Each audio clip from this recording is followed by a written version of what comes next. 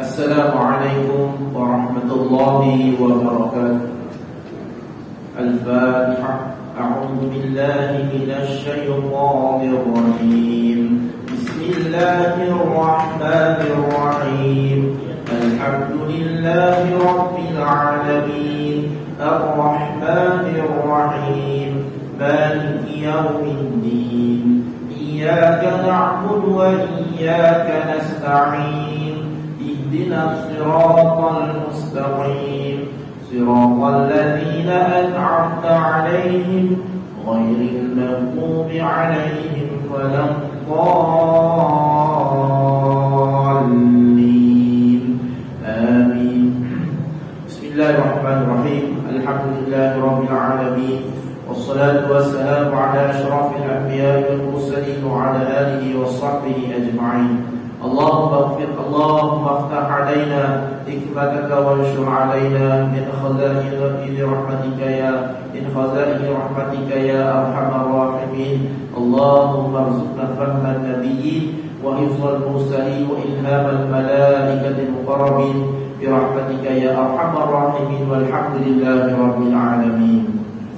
Bismillahirrahmanirrahim. Alhamdulillahi rabbil alamin. Wassalatu wassalamu ala Rasulillah wa ala alihi wa sahbihi ajma'in. Subhanaka la ilma lana illa ma 'allamtana innaka antal alimul hakim. Allahumma rabbi shrah li sadri wa yassir li amri wa hlul 'uqdatam min lisani yafqahu qawli.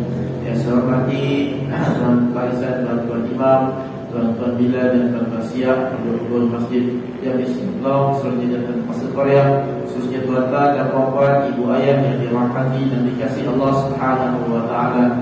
Alhamdulillah, syukur kepada Allah taala dengan limpah kurnianya pada hari ini ya Allah kita dikurniakan Allah Subhanahu wa taala dengan kebaikan, dengan kesihatan, dengan rezeki yang melimpah ruah, mendapat hirup nafas yang segar pada hari ini, menjalani kehidupan yang penuh dengan setenang, dengan penuh kasih sayang.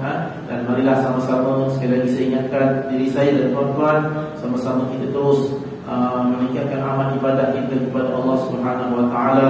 Mudah-mudahan Allah taala terima segala amal-amal kita, dan amalan-amalan inilah yang kita nak bawa ke akhirat nanti. Kita persembahkan kepada Allah taala amalan-amalan kita. Mudah-mudahan beratkan derajat amalan kebaikan kita, dan mudahkan kita masuk ke dalam syurga Allah Subhanahu wa taala. Amin ya rabbal alamin. Alhamdulillah, syukur kepada Allah taala kita bertemu sekali lagi pada malam ini. Malam ini sepatutnya pada Ustaz Hafiz Fitri, tapi saya dikhabarkan oleh isteri beliau tidak sihat. Masih lagi tak sihat sebab masih lagi sakit tulang belakang yang lama untuk. Jadi saya akan menantikan beliau, dan seperti mana yang saya sebut sebelum ini, kalau ada kuliah ganti saya akan masuk, insyaAllah saya bawa dalam bab pengurusan jenazah ini sebab jenazah ini ada dalam jadual harian kuliah ilmu kita, tetapi dia akan jadi kuliah ganti di sini dia akan jadi kuliah ganti bagi mana-mana guru yang tidak hadir. Sekiranya berkesempatan untuk saya siapkan, sekiranya berkesempatan untuk saya sediakan bahan-bahannya dan sedia sedia untuk menyampaikannya. Alhamdulillah, ini ada tulisannya pada malam ini, insyaAllah.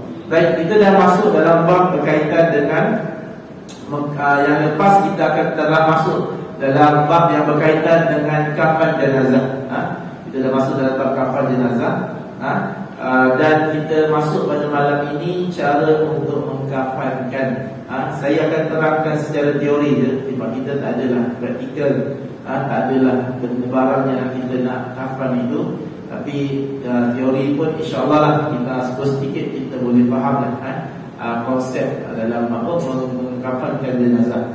Dalam sesuatu pengurusan jenazah, satu yang kita pastikan pengurusan jenazah ini, sebelum memandikan jenazah, pengurus jenazah akan menyiapkan kain yang terlebih dahulu. Bukan dah mandi jenazah baru kita nak potong kain, baru kita nak potong kain, baru nak ukur, baru nak letak kapas, tak. Bukan dah mandi jenazah baru kita sediakan pakaian. Tidak. Tetapi dalam pengurusan jenazah, pakaian yang kita sediakan dulu dan letak di tepi.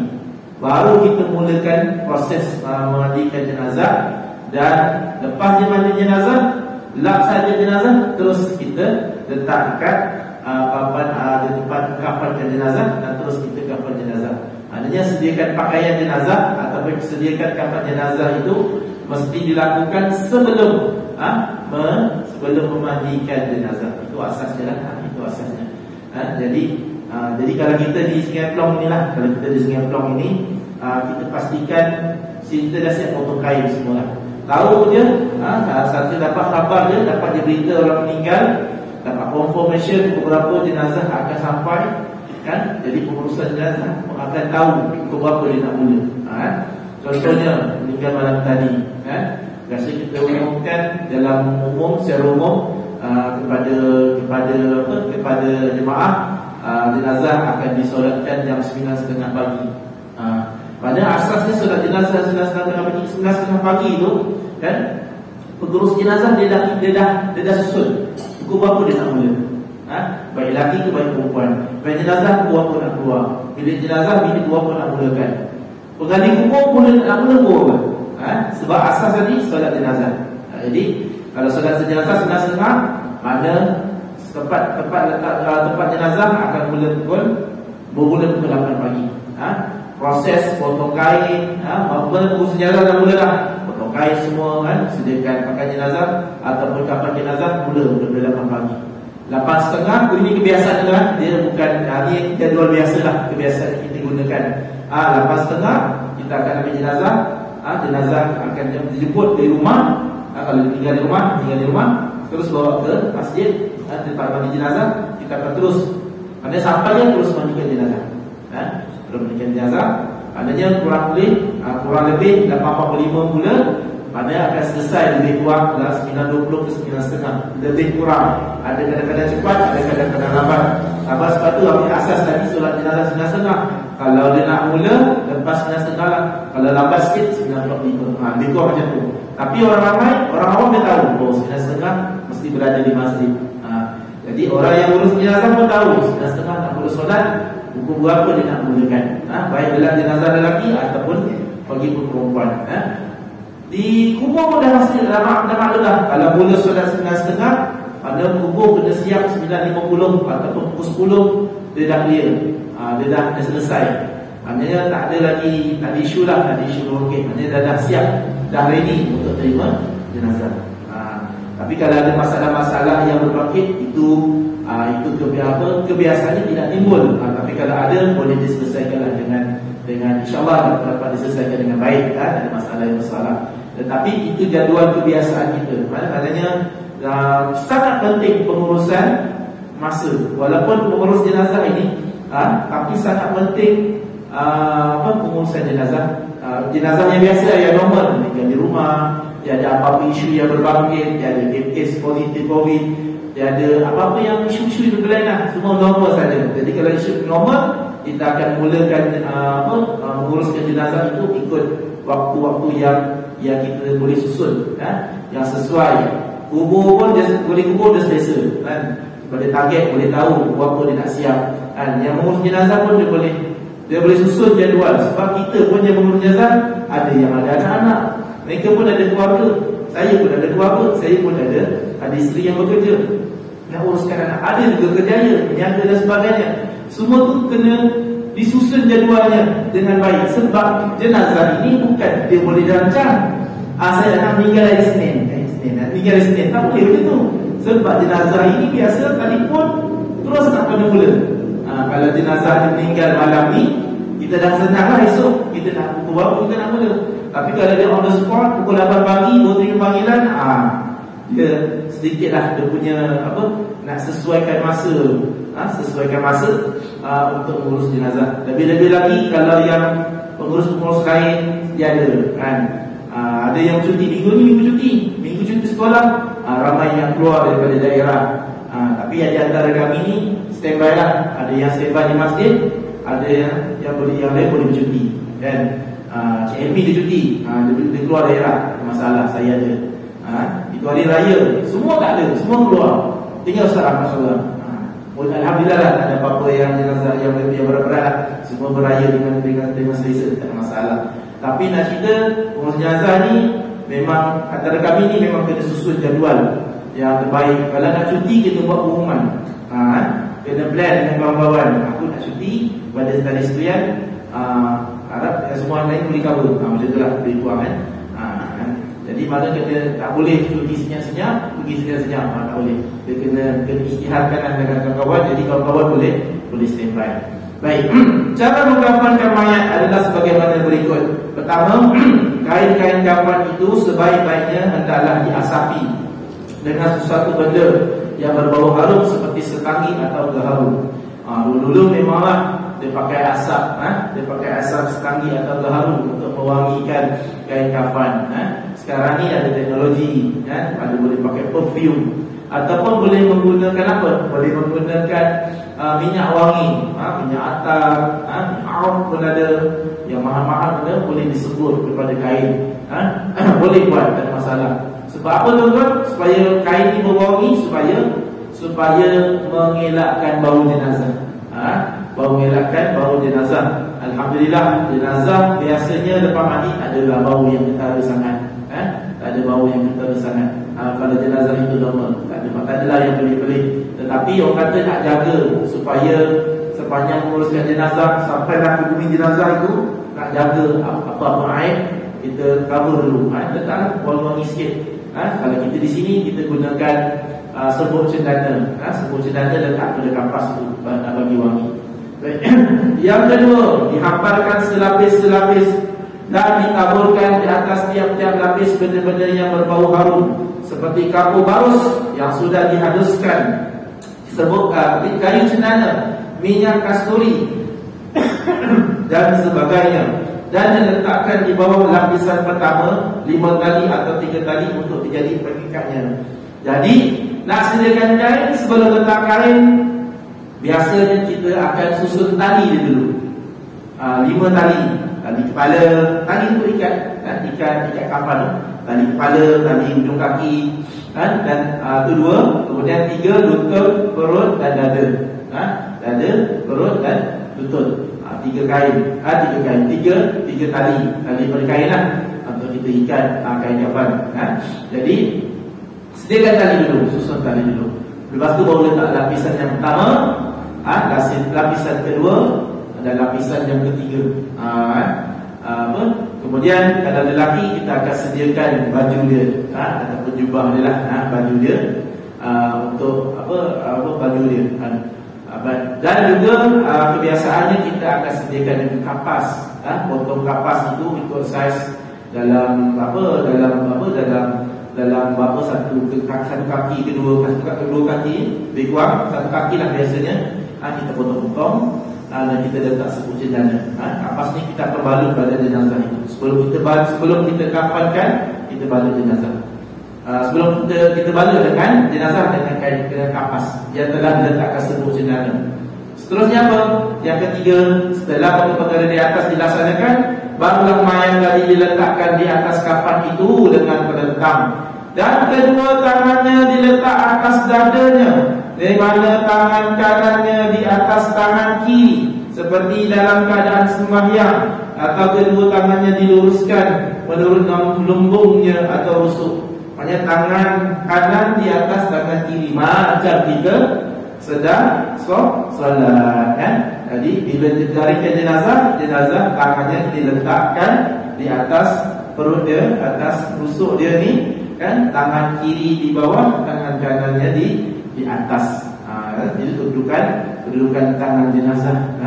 Semampu bolehlah. Kalau jenazah tu lembut, dia akan senanglah. Tapi ada jenazah dia dah sendinya dah keras, jadi dia timbul macam tu. Tapi insyaAllah tak ada masalah besar. Kemudian hendaklah dimulakan membungkus jenazah, mengkafankan jenazah dengan kafannya di sebelah kiri dan kafan yang di sebelah kanan ditilihkan atas sebelah kiri. Selepas itu barulah diikat dengan 5 ikatan atau 3 ikatan. Maksudnya kalau nak balut jenazah, mula daripada kiri jenazah. Okey, nak senang kiri jenazah, yang hiduplah yang jenazah itu dia tak ada apa. Kita yang hidup dan kita kena berdiri dekat kepala dia. Yang nak buat kafan ni. Start dari mana? Start daripada kiri jenazah. Kiri, ambil kain kiri dulu, balutkan ke kanan. Kemudian baru ambil kain yang ke kanan, balut ke kiri. Macam tangan juga. Dia senang nak ingat tangan je lah. Tangan kita atau tangan jenazah yang macam ni. Jadi yang kiri dulu bawah, yang kanan atas. Yang kiri dulu bawah, yang kanan atas. Tapi kalau salah balut macam mana? Apa hukumnya? Boleh ke? Salah balut ni tak ikut peraturan pun, kanan dulu, kiri dulu, boleh ke? Tak ada masalah, tak ada masalah. Tapi kita jaga adab kita dengan jenazah. Maknanya dengan jenazah ni kena buat yang terbaik, yang sebaik mungkin. Kan jenazah ni satu yang yang kita kena susun, yang kita kena atur atau kita jaga ialah aibnya. Aib kena jaga betul-betul. Aib kena jaga betul-betul jenazah. Sebab jenazah ni tak ada apa dah, dia memang harapkan manusia yang hidup dah 100%. Kalau terbuka aurat, terbuka dah aurat dia. Kan? Kalau kita tak jaga, maka kita tak jaga. Kita tak boleh jaga diri dia sendiri. Jenazah kan mayat. Yang kedua, adab kita dengan jenazah, muliakan jenazah. Kena muliakan jenazah, pelan-pelan sentuh jenazah, gosok jenazah perlahan-lahan. Tak boleh busuk-busuk itu. Kan kita mandi bolehlah, kita mandi kita punya badan. Tapi kalau kita dengan jenazah, tak boleh kita kasar-kasar. Jangan kasar-kasar, kecuali ada karat-karat yang perlukan kita gosok sedikit kuat. Okey, itu biasa. Tapi asasnya tak boleh dengan jenazah kita kasar-kasar dengan dia. Kena muliakan jenazah, kena muliakan jenazah. Itu yang diajarkan. Kena jaga kaitannya, kena jaga adab kita dengan jenazah, muliakan jenazah. Maknanya sebaik mungkin kita buat yang terbaik.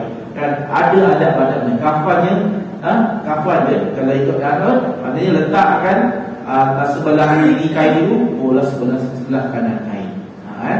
Sebab itu kalau asas mengurus jenazah ini, ketua ni penting kan. Ketua tak buat kerja tak apa, dia duduk tengok apa orang lain kan, nak buat nak waris ke buat, dia tukar tengok kan, ada masalah kan. Kalau lambat boleh masuk buat kerja. Tapi kalau ramai, dia cuma buat ni. Sebab dia jadi dia yang mengurus, dia kena arahkan apa yang perlu dibuat, tapi kalau maknanya kalau itu di tempat kita lah. Kalau saya pergi tempat lain, saya tak boleh jadi kepala. Sebab tempat lain ikut cara orang situ, ikut cara orang situ. Tapi kalau di tempat sini, kalau saya atau Cik Elmi, kalau lelaki lah, kena sama antara kami dua kan. Kalau saya tak ada, Cik Elmi akan cover. Kalau Cik Elmi saya ada, saya akan masuk. Kalau Ustaz Rahmat ada, Ustaz Rahmat pula jadi yang akan jadi kepala dia. Dia mesti ada ketua dia, ketua untuk memberi panduan untuk menguruskan jenazah. Seterusnya apa? Dah habis dah kafan jenazah. Maknanya kafan, kemudian dah selesai kafan, ikat atas lambung mana? Kanan ke kiri? Atas lambung nak ikat mana? Atas lambung, atas kanan jenazah ke kiri jenazah? Mana-mana boleh. Mana-mana boleh, tak ada masalah. Tapi adabnya yang mudah, jenazah itu diikat di atas kiri dia. Mana ikat hidup lah, ikat tali hidup, bukan tali ikat mati. Ikat hidup, mana masih dalam liang lahat, nanti boleh ditarik tali dia tu untuk dibuka, untuk dilonggarkan kainnya. Sebab apa sebelah kiri? Nanti kita baring, kita kan baring macam ni. Ni kiblat kan, biasa kita akan baring macam ni lah. Kanan kepala sebelah kanan, kaki sebelah kiri kan, dan kemudian kita akan diiringkan ke dinding tanah, muka menghadap kiblat.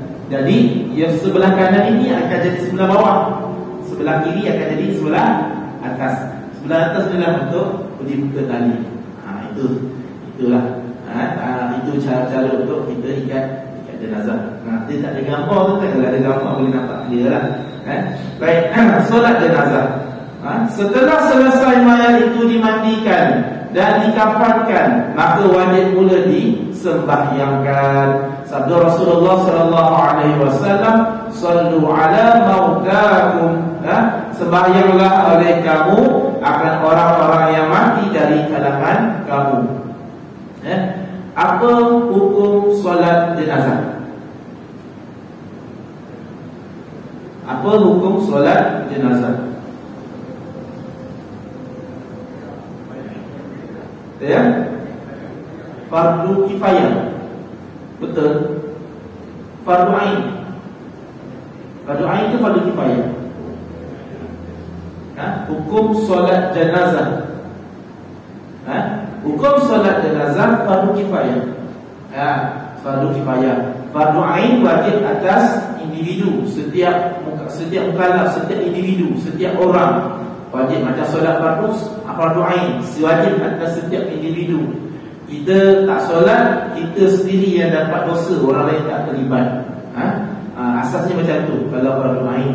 Tapi kalau fardu kifayah, kalau satu komuniti, satu kampung, satu taman itu dah ada yang lakukan solat jenazah, maka satu kampung tu selamat daripada dosa. Tapi ada yang kata dalam satu kampung, satu komuniti, satu tempat itu, satu daerah itu tak ada seorang pun untuk solat jenazah, pada satu tempat itulah semuanya menanggung dosa. Jadi asasnya solat jenazah adalah fardu wajib. Fardu adalah wajib. Tapi fardu kifayah, maknanya kalau dah ada seorang yang buat atau ada sekumpulan orang yang buat, maka orang lain terselamat daripada dosa. Tapi kalau orang tu, kalau kita tak buat solat jenazah, rugilah. Kalau kita dah ada peluang untuk solat jenazah, ada masa, peluang, rugi kalau kita tak buat solat jenazah. Jadi kalau ada peluang solat jenazah, sama-sama kita solat jenazah. Kalau dekat tanah suci itu hari-hari setiap waktu ada solat jenazah. Jenazah dewasa, jenazah kanak-kanak. Tak lelaki, perempuan. Tak perempuan, lelaki. Hari-hari, setiap waktu. Boleh dikatakan setiap waktu ada jenazah. Baik. Ada hadis yang lain yang diriwayatkan daripada Salamah bin Al-Aqla bin Aqwa, katanya, "Kunna julusan 'inda Nabi sallallahu alaihi wasallam iz utiya bi janazatin qala sallu ala sahibikum." Rawahu Bukhari.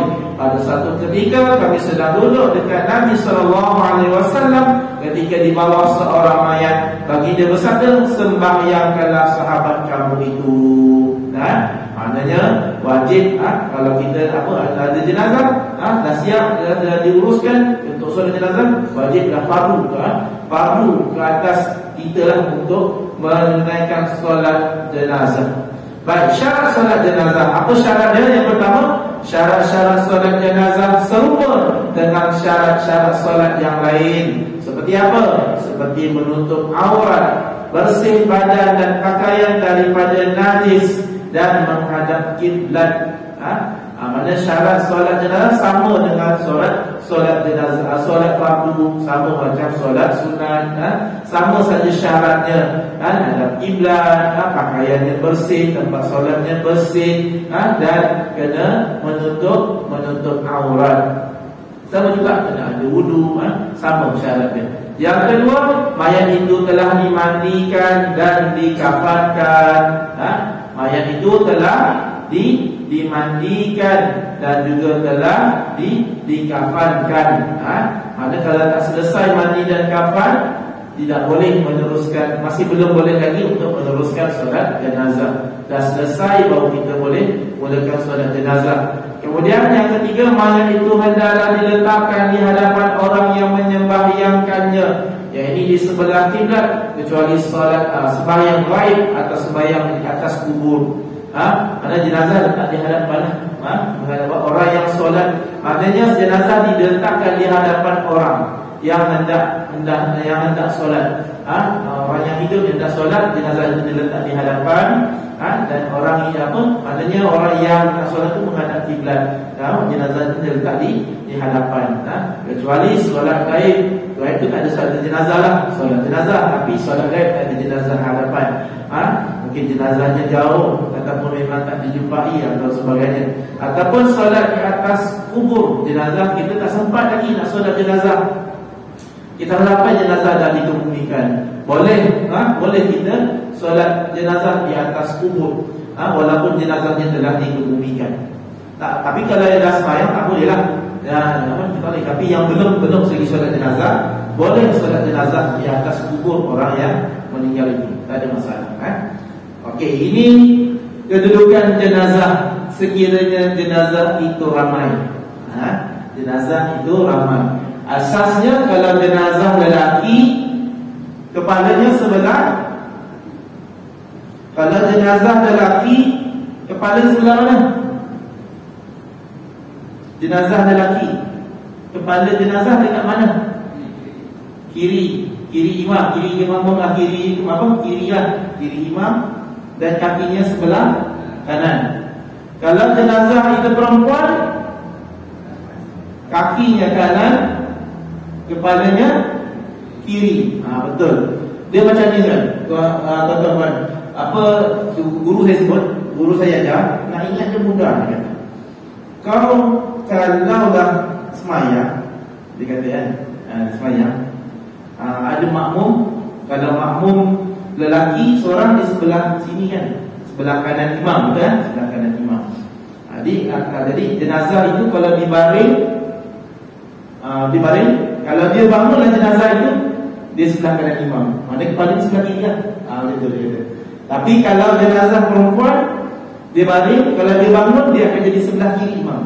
Kepalanya sebelah kanan, kakinya sebelah kiri. Jadi kalau dia bangun, kalau jenazah itu bangun lah, dia akan jadi sebelah kiri imam. Itu formula saja. Tak ingat jenazah tak bangun lah. Tapi nak ingat kiri kanan. Itu nak ingat kaki jenazah dekat mana. Lelaki kalau dia bangun, dia sebelah kanan imam, dia kiri imam. Kalau dia kanan imam, kalau lelaki dia mesti kanan imam. Maknanya kakinya sebelah kanan, kepalanya sebelah kiri. Sama dengan wanita, kakinya sebelah kiri imam, kepalanya sebelah kanan imam. Ini kalau jenazahnya ramai. Ini jenazah lelaki dewasa. Kalian susunan jenazah ini makmum, depan makmum ada imam. Okey. Bagi susunan jenazahnya ramai, ini jenazah ini ada lelaki dewasa, ada perempuan dewasa, ada kanak-kanak lelaki, ada kanak-kanak perempuan. Ni jenazah macam satu family ni kodanya. Kalau kita solat, orang yang solat fardu lah kan, solat berjemaah, depan sekali imam, belakang imam adalah makmum lelaki, betul?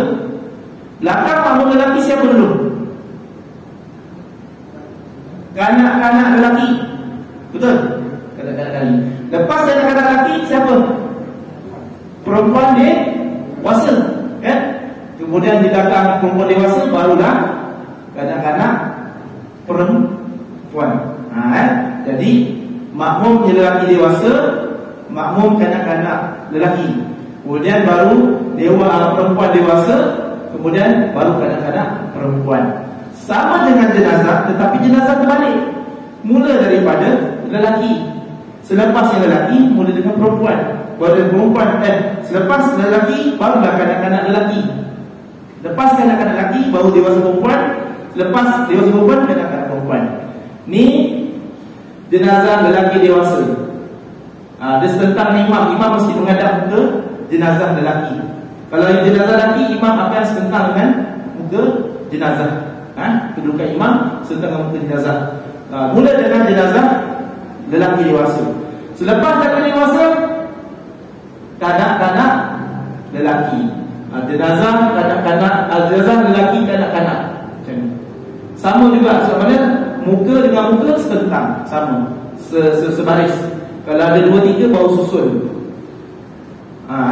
Kalau dewasa ada 2-3 baru susun, ambil yang tengah. Okey. Kemudian dah habis jenazah kanak-kanak, barulah susun jenazah perempuan dewasa.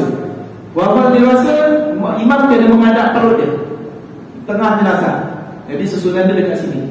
Ni jenazah perempuan dewasa. Kemudian barulah kanak-kanak perempuan.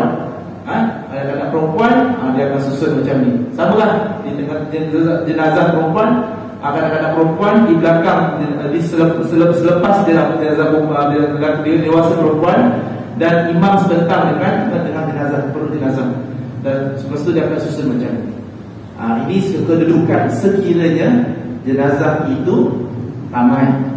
Biasa kita semayang depan jenazah kita seorang saja, kebiasaannya seorang. Tapi kita tak boleh kata selamanya mesti ada kes-kes yang serentak, kan? Serentak macam mana? Mungkin satu hari itu 2 jenazah barangkali, kan? Serentak meninggalnya, makanya kita buat serentak. Ataupun yang meninggal itu sekeluarga, meninggal dunia, barangkali nauzubillah min dzalik, kemalangan, kerana kebakaran atau apa musibah yang menyebabkan satu keluarga meninggal dunia, makanya dia akan solat jenazah ni dibuat serentak. Susunannya macam tu lah. Susunannya macam itu.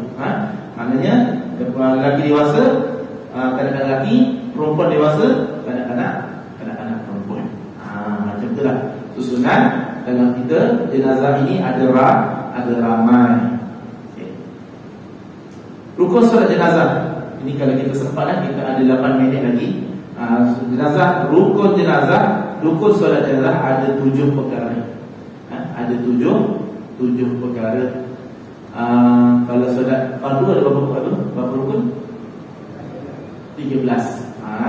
Tapi solat jenazah ada 7. Yang pertama sekali, niat. Okey, setiap orang yang ikut bersama menyembahyangkan jenazah wajib berniat dalam hatinya di permulaan takbir bahawa ia melakukan sembahyang mayat kerana Allah semata-mata. Usalli ala hadzal maitil hadir arba'a takbiratin fardu kifayatin lillahi ta'ala. Sahaja aku solat ke atas jenazah lelaki ini hadir 4 takbir fardu kifayah kerana Allah Ta'ala. Saya tak tulis kat sini. Kalau perempuan, usalli ala hadhil mayyitati hadirah arba'a takbiratin fardu kifayatin lillahi ta'ala. Sahaja aku solat jenazah ke atas jenazah perempuan ini hadir 4 takbir fardu kifayah kerana Allah Ta'ala. Boleh ingat? Baik. Yang kedua, berdiri lurus. Berdiri lurus atau betul. Solat jenazah hendaklah dilakukan dengan berdiri lurus tanpa rukuk, sujud dan sebagainya. Sesungguhnya demikian, seorang yang tidak mampu berdiri bolehlah sembahyang sambil duduk, berbaring dan sebagainya. Dia berdiri lurus, berdiri tegak. Kalau tak mampu berdiri, barulah boleh duduk. Kalau tak mampu duduk, bolehlah berbaring. Yang ketiga, takbir 4 kali. Takbir solat jenazah sebanyak 4 kali adalah termasuk takbiratul ihram. Jadi takbir yang berserta dengan niat. 4 kali takbir. Yang keempat, membaca surah Al-Fatihah. Membaca surah Al-Fatihah hendaklah dilakukan selepas takbiratul ihram dan tidak disunatkan membaca doa iftitah. Rasulullah sallallahu alaihi wasallam, la salata liman lam yaqra bi fatihatil kitab bi fatihatil kitab. Tidak sah solat orang yang tidak membaca surah Al-Fatihah. Tidak sah orang yang solat tidak membaca surah Al-Fatihah. Pada lepas takbiratul ihram, usolli ala hadzal maitil hadir arba'a takbiratin fardu kifayatin lillahi ta'ala. Allahu akbar. Sahaja aku solat ke atas jenazah lelaki ini 4 takbir fardu kifayah kerana Allah Ta'ala. Paling tidak, kalau tuan-tuan tak ingat, sahaja aku solat ke atas jenazah lelaki ini kerana Allah Ta'ala. Paling tidak. Kalau jenazahnya ramai, sahaja aku solat ke atas semua jenazah ini kerana Allah Ta'ala. Itu paling tidak. Kita ikut kita, tapi umum boleh kan. Sahaja aku solat ke atas semua jenazah ini kerana Allah Ta'ala. Baik, makmum kerana Allah Ta'ala. Kalau kita jadi makmum kita jadi makmuman kerana lillahi ta'ala. Makmum kerana Allah Ta'ala. sahaja aku solat ke atas jenazah lelaki ini makmum kerana orang. Itu paling ringkas yang paling teringat. Tapi kalau yang ikut kitab, sahaja aku solat ke atas jenazah lelaki ini hadir. Hadir itu sebab apa? Nak gantikan, nak lawan kepada ghaib. Ghaib, solat jenazah ghaib. Kalau hadir ini jenazah itu nyata di hadapan kita lah, di hadapan kita. Sahaja aku solat jenazah ke atas jenazah lelaki ini hadir. 4 takbir fardu kifayah kerana Allah Taala. Itu kita niat. Lepas hari ini Allahu Akbar, kita akan mulakan dengan membaca surah Al-Fatihah. A'udzubillahi minasyaitonirrajim. Bismillahirrahmanirrahim. Bacaan secara sir ataupun secara perlahan. Baik, yang kelima, membaca selawat ke atas Nabi sallallahu alaihi wasallam pada takbir kedua. Apa di surah Fatihah? Ghairil maghdubi alaihim waladdallin. Amin. Allahu Akbar. Maka sebut Allahu Akbar. Baca. Yang kedua baca selawat. Allahumma salli ala Sayyidina Muhammad wa ala ali Sayyidina Muhammad. Ini selawat yang pendek. Sekurang-kurang selawat Allahumma salli ala Sayyidina Muhammad wa ala ali Sayyidina Muhammad. Tapi kalau nak yang sempurna, nak yang afdal, Allahumma salli ala Sayyidina Muhammad wa ala ali Sayyidina Muhammad kama sallaita ala Sayyidina Ibrahim wa ala ali Sayyidina Ibrahim wa barik ala Sayyidina Muhammad wa ala ali Sayyidina Muhammad kama barakta ala Sayyidina Ibrahim wa ala ali Sayyidina Ibrahim fil alamin innaka Hamidum Majid. Baca selawat Ibrahimiyah. Selawat selepas ayat selawat apa? Selepas bacaan selawat semasa tahiyat akhir. Selawat semasa tahiyat akhir kama Allahumma salli ala Sayyidina Muhammad wa ala ali Sayyidina Muhammad kama sallaita ala Sayyidina Ibrahim. Contoh sebut Sayyidina macam mana? Sayyidina nak bagus. Sayyidina sebab dia tu ada sapi. Allahumma salli ala Sayyidina Muhammad. Sayyid ada sin dia mati di atas sayyid, dia di bawah i, ada dia di bawah i tu. Sayyidina Muhammad. Tapi kalau tak baca Sayyidina boleh ke? Tak baca Allahumma salli ala Muhammad wa ala ali Muhammad boleh masalah. Tapi kita ni dengan Nabi letaklah pangkat, letak nama. Ada pangkat dia kan. Kita panggil orang pun ada pangkat kecil. Kita ada pangkat puan. Tapi kita letaklah Sayyidina. Kita ada gelar-gelar dia. Sayyidina. Tapi kalau nak sebut Sayyidina, lebih bagusnya Sayyidina sebab ada ya di bawah i. Sayyidina. Okey. Baik, yang keenam, mendoakan mayat. Mendoakan mayat ini dilakukan selepas takbir yang ketiga. Doa yang pendek jika mayat itu ialah kata ikut saya, Allahumma ighfir lahu warhamhu wa'afihi wa'fu anhu. Ramai antara kita yang tahu, tapi tuan-tuan mungkin ramai juga yang tak tahu, ya, ataupun tak ingat, sebab kadang-kadang dia ni bukan berhari-hari, kan. Jadi bila kadang-kadang baru jemput jenazah ataupun ada ahli keluarga yang meninggal baru kita mula. Jadi kadang-kadang kalau kita tak biasa benda yang simple, kita rasa simple sebab kita selalu jumpa, kita ada ilmu. Tapi setengah orang dia rasa betul-betul susah kan. Paling-paling tidak Allahumma ighfir lahu, itu paling pendek. Allahumma ighfir lahu, itu paling pendek. Allah, ya Allah ampunkan dosanya. Allahumma ighfir lahu warhamhu wa'afihi wa'fu anhu. Itu yang simple. Tapi yang paling pendek kalau tak ingat sangat, Allahumma ighfir lahu, sebutlah banyak-banyak kali. Tapi yang panjang, yang sempurna apa? Contoh ikut saya. Allahumma ighfir lahu. Ini lelaki ya.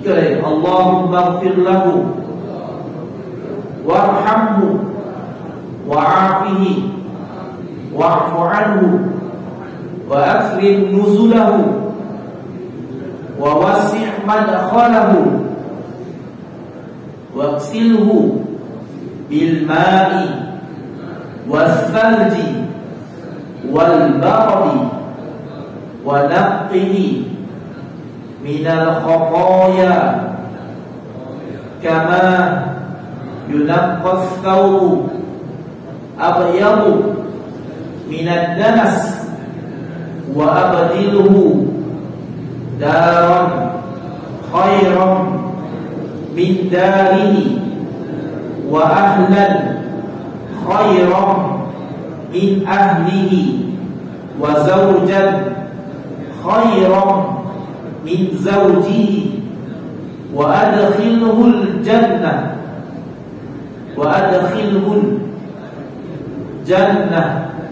wa a'izhu min adzabil qabri wa fitnatihi wa min azabin nar. Ini sepaling sempurna dan paling afdal mendoakan jenazah bagi lelaki. Ada yang bagi perempuan dan ada yang bagi kanak-kanak. Kita sambung nanti yang akan sesi yang akan datang, insya-Allah. Tuan-tuan ni kalau tuan-tuan ingat alhamdulillah, tapi kalau tuan-tuan tak ingat kena ingatkanlah, mudah-mudahan apa dapat diamalkan. Ini kena hafal. Saya macam kita imam ni kena ingatlah semua sekalian. Paling kalau tuan-tuan tak ingat, Allahumma ighfir lahu. Kalau perempuan, Allahumma, kalau mayat lelaki, Allahumma ighfir lahu. Kalau mayatnya perempuan, Allahumma ighfir laha. Tambah alif di hujung selepas huruf ha. Allahumma ighfir laha warhamha wa'afiha wa'fu anha. Allahumma ighfir laha warhamha wa'afiha wa'fu anha. Dah dikira dah sah solat jenazah. Dulu ada satu kes jenazah, maksud saya kecil-kecil lah, kecil jugalah, kecil tak kecil, sekolah menengah juga ya. Imam tu di kalangan ahli keluarga. Kadang ahli keluarga nak mengimamkan solat, okeylah, sebenarnya memanglah nak menguruskan jenazah ke, imamkan solat jenazah, afdalnya ahli keluarga. Lebih afdal kalau ada anak lelaki, bagi jenazah itu paling afdal. Kalau tak ada anak lelaki, ayah dia, itu paling afdal lah. Tapi ya kadang-kadang kala terkejut juga. Sebab apa terkejut? Cepat sangat. Allahu Akbar. Kita ni tengah baca Fatihah, dia dah tak begitu. Allahu Akbar. Cepatnya. Kita baca jelas selawat pendek pun boleh. Allahumma shalli ala Muhammad wa ala ali Muhammad. Boleh. Allahu Akbar. Kita pun dah tahu macam tu. Jadi kita yang tahu boleh dah baca Allahumma ighfir lahu. Kita tak ambil lagi, dia dah takbir yang keempat. Takbir yang keempat sunatlah baca Allahumma la tahmilna ajrahu. Lepas takbir keempat, dia senyap nanti bagi salam. Hati cepatnya Cepat apa sebab apa? Sebab yang empat Fatihah tu terlalu cepat. Tak tahu macam mana dia baca Fatihah. Fatihah kan baca bismillahirrahmanirrahim sampai walaupun kan. Mungkinlah kita baca terlalu perlahan ke, maksudnya dengan kadar bacaan yang perlahan. Tapi dia kadang jadi imam ni bukanlah kata nak komplain orang tu orang tu tak pandai tak, tapi kadang-kadang alamak cepatnya, hati itu bukan kata juga ya. Jadi bila rujuklah kepada guru-guru kan, macam mana ya, kita tak ambil lagi ni kan, tapi orang ni dah masuk takbir yang kedua. Tadi guru saya lah, guru saya cuba apa, macam ni lah dia kata, kita habiskan yang Fatihah. Fatihah tu wajib walaupun dia dah yang takbir yang ketiga pun, kita sempurnakan Fatihah kita. Kemudian masuk takbir kita buat sendiri lah, takbir yang kedua baca yang rekalah Allahumma shalli ala Muhammad wa ala ali Muhammad. Takbir yang ketiga kita baca Allahumma ighfir lahu warhamhu wa'afihi wa'fu anhu. Yang keempat, kalau dia dah bagi salam, terus dia bagi salam. Sebab yang keempat tu bacanya adalah sunat sahaja. Habis itu macam mana dia jadi imam cepat sangat, tak tahu dia baca Fatihah macam mana. Macam ni lah, kalau Allah Ta'ala tak terima lah imam ini jadi kita ambil macam ni lah, kata ambil yang paling ringan.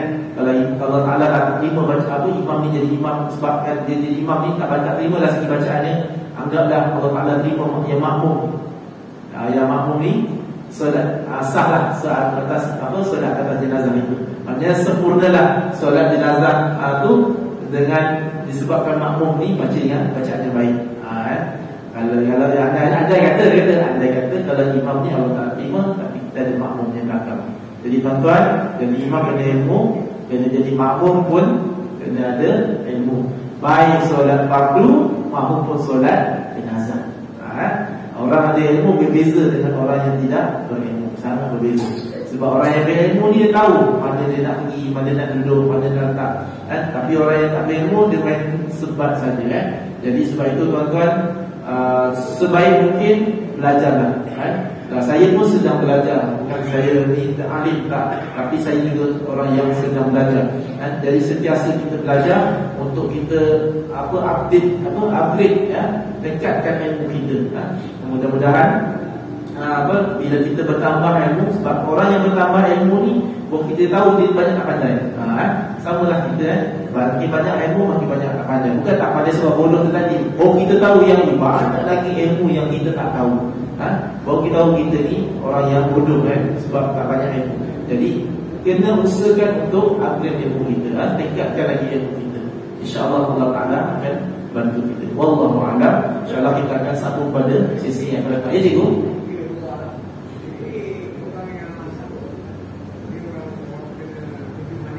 Oh, macam manis. Kena potong anggota dia. Dulu kaki mula pewek.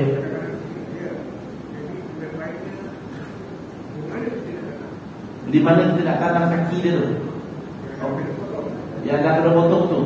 Okey. Bagi anggota badan, kaki ke, tangan ke, jari ke, kan? Yang belum meninggal dunia, orangnya masih hidup tapi kena potong. Contoh kaki lah, biasanya kaki kan. Apa yang perlu dibuat? Kena dibersihkan jenazah itu. Dia bersihkan kaki itu. Kena dibersihkan kaki yang dipotong tu, mandikan dia lah. Dia kata mandikan dia, dan kena dikafankan juga. Kena dibala juga dengan kain.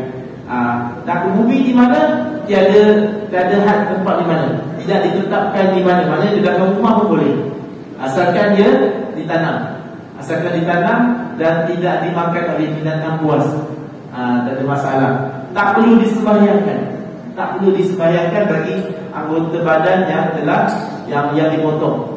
Maknanya boleh dibersihkan. Kita boleh buat sendiri. Mana boleh buat sendiri, kan? Pergi kat beli air rumah ke singgah rumah, tak perlulah ada niat tak perlu. Mandikan ataupun bersihkan saja, basuh, sabun dia elok, datul lap dia elok, balut dia dengan kain, dengan kain. Taklah lapis semua ni tak masalah, kan?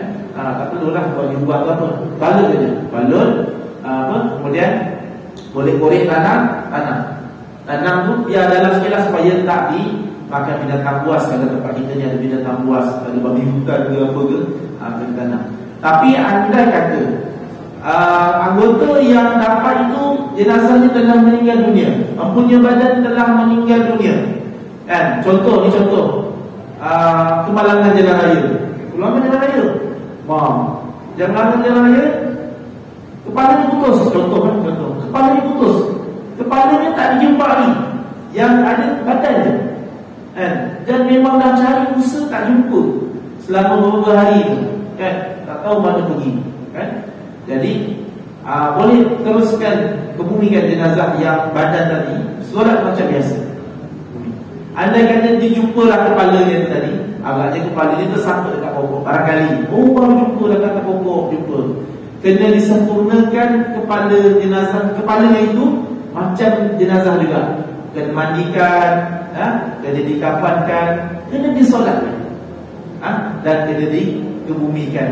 Kebumi tak kisah mana-mana, dikubur sebelah dia tak ada masalah, tapi maksudnya sempurnakan anggota badan tu seperti mana jenazah yang meninggal dunia. Kalau jenazah yang asalnya telah meninggal dunia, sama juga kalau kaki ke baru dia, kakinya tak jumpa, dah lepas meninggal baru jumpa kaki dia, kan? Dah lama dah bumi baru jumpa kaki. Buku kaki tu kena disempurnakan macam, dia kena buat macam, kena sempurnakan macam jenazah juga. Tapi belum, kalau jenazah baru meninggal, tak perlu. Maksudnya cukup kita bersihkan, mandikan dia, balut, terus tanam sana. Di mana-mana tak ada masalah. Ya, insya-Allah. Wallahu a'lam. Bismillahirrahmanirrahim. Alhamdulillahirabbil alamin wassalatu wassalamu ala Rasulillah wa ala alihi washabbihi ajma'in. Allahumma nawwir qulubana bi nuri hidayatika wa ta'arruf bi nuri syamsika abadan abada bi rahmatika ya arhamar rahimin. Walhamdulillahirabbil alamin. Wassalamu alaikum warahmatullahi wabarakatuh.